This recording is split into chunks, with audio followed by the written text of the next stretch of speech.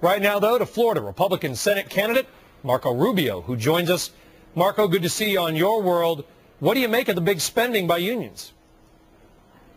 It doesn't surprise us. There's an agenda here in this country, among some on the left, to expand the role of government, to convert America into a European-style economy. I think this administration and this Congress is leading the way in that effort, and their allies politically are some of these labor unions who are going to be funding these efforts to try to influence the elections in 2010 and beyond. So it's not surprising. For them, this is the cornerstone of what they believe in and what their agenda is, and it's what this election is about, too. It's a crossroads choice for America. I was going to say, what is wrong with that? Corporate America has been doing that for years. There's nothing wrong with it. It's perfectly within their rights to do it. And what's important is that those of us who believe in the free enterprise system step up and run for office, and those who aren't running for office help those candidates who are running for office to lay out a very clear argument, and that is that America can choose. We can either become like Western Europe and go down the road that they're on right now, or we can cling and hold on to the things that have made us exceptional and unique, such as the free enterprise system, which has made Americans the most prosperous people in all of human history.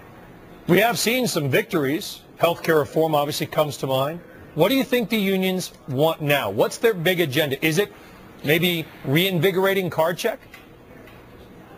Oh, absolutely. I think that's the holy grail of the labor unions, this card check, which would be devastating to America's economy. You know, there's already so much uncertainty surrounding America's economic future. The job creators lack confidence in our future. They see all the rhetoric and the policies coming out of Washington are anti-entrepreneurial, anti-free enterprise, and so they're not creating jobs. I mean, private sector job growth in America has come to a virtual standstill. And so card check would be devastating, not just because of its practical implications, but because of the psychological impact it would have on those that are trying to decide where to invest their money in the years to come. You wrote today about how to slash debt. States, municipalities, cities, towns, you name it, are drowning in debt. How do we get out of that? Yes.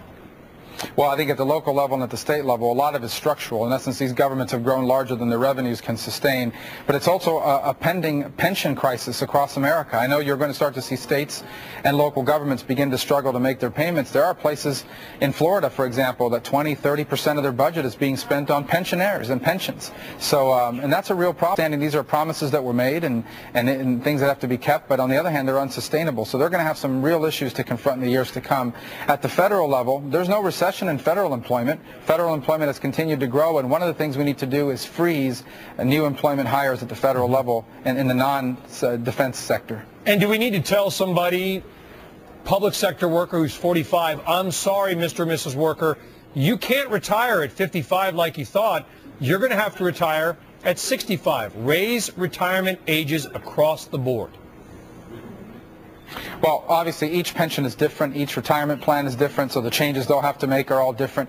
But there's no doubt that pension plans can't pay out money they do not have, and an increasing number of them are going to continue to struggle to meet their obligations. There's going to have to be some dramatic reforms around the country. Each plan is different, of course, so the changes they'll have to make are very different. But at the federal level, the most important thing we can do is tackle the debt. And although it's largely being driven by the entitlement programs, federal employment, the growth in federal employment and benefits is a contributing factor to runaway debt, and it's something that needs to be confronted in the near term. Hey, if somebody's got their own money, who cares when they retire? It's their own cash.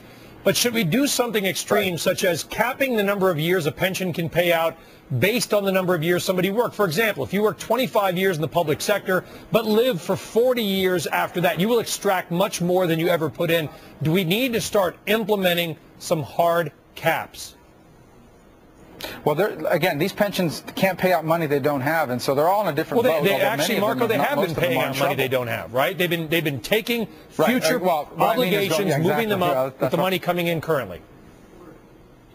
I think going forward, you're going to see pension plans across the country have to make some very difficult choices if they want the plans to survive, including current beneficiaries. If they want to continue to receive their benefits, are going to have to see some dramatic changes in how those plans are structured. So I think the kinds of things you're outlining are the hard choices that you're going to see cities and counties start making here in the very near future.